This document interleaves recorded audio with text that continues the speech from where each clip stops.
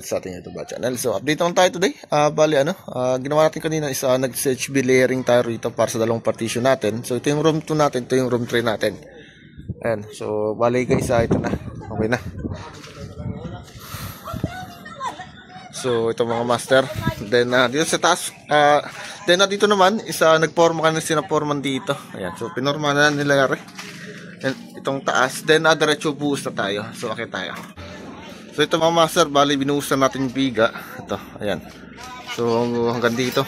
Ayan. So ito mga master, bali binuhusan. Bali inabot tayo kanina ng matinding ulan. So bali diniretsyon na rin natin kasi sayang. Para bukas mapatungan na natin siya rito ng asintada. So ito guys yung papatungan pa natin para sa ating firewall. So bali magpapatong pa tayo rito ng 4 na patong pa na hollow block. So bali streamline lang yung magiging bubong natin mga master. So simula rito hanggang sa dulo. So isang diretso. Bali gagamitin natin dito ang materials sa channel bar, then tubular. So para maganda yung ating rito. So isang diretso na rin yung bubong natin hanggang dun sa sa dulo. So bali ito yung naka-firewall na to. Yan.